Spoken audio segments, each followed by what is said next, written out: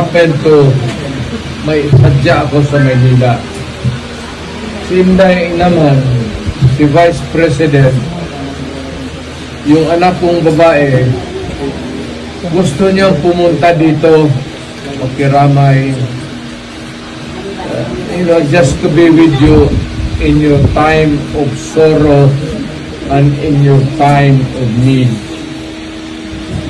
Kaya ngayon, pasalamat ako, samahan mo ako dito kasi una-una, unahin ko na yung sarili ko rin na ako po yung nagdudusa kagaya sa inyo. Hindi po kami bago sa pangyayaring ganito sa Mindanao. Maya't maya makikita mo yung mga landslide sa Mindanao at marami rin ang namamatay.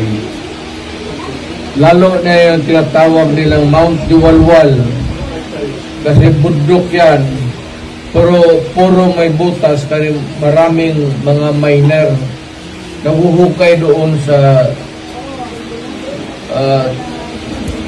bukid, hanap ng gold. Kaya pag nag-landslide yan, pag bumagsak yung lupa galing taas, tabla na yan. Magdala na lang ako ng pare doon, tapos mag-bindas yun sa lupa. Dito sa inyo, ganun rin. Nangyayari sa Davao yan. Masakit talaga. Kaya naman si Inday, gusto niyang pumunta dito na ipit sa kanyang commitment. Yan. Sabi niya, papunta ka na lang, ikaw na mismo ang pumunta sa Batangas. May kunting tulong ako para sa ating kapwa Pilipino. Hindi naman masyado ito malaki, at palagay ko sapat naman para sa pangailangan ninyo sa madaling panahon. But I'm sure that Inday,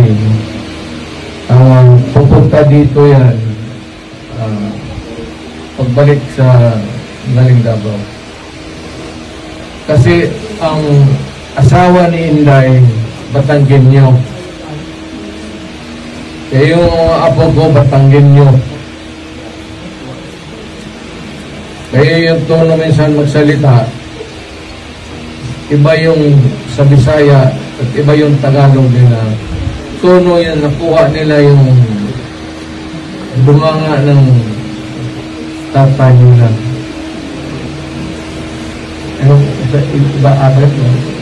Yung lugar ng, no? Iba.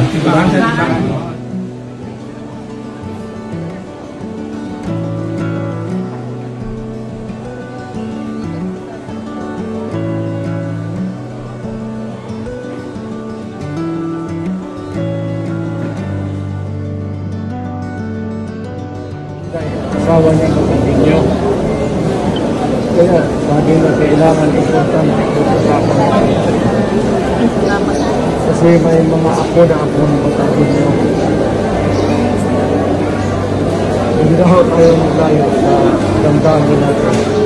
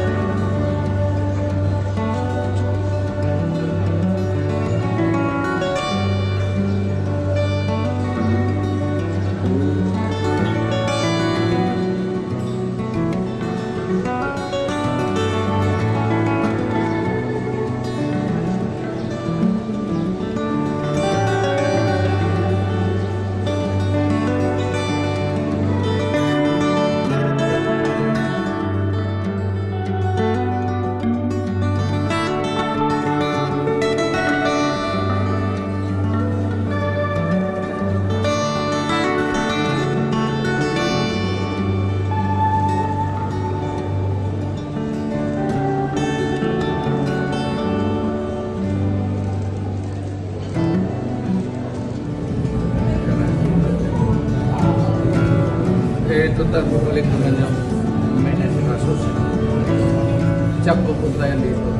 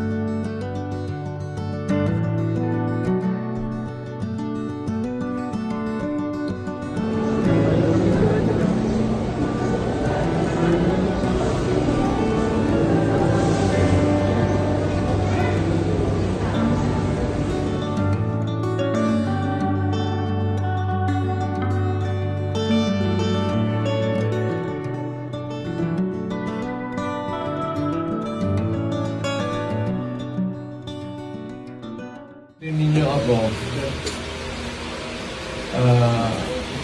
yung nangyari itong sakit na event sa buhay natin. I happen to may sadya ako sa Maynila. Si Inday naman, si Vice President, yung anak kong babae, gusto niyang pumunta dito, makiramay, just to be with you in your time of sorrow and in your time of need.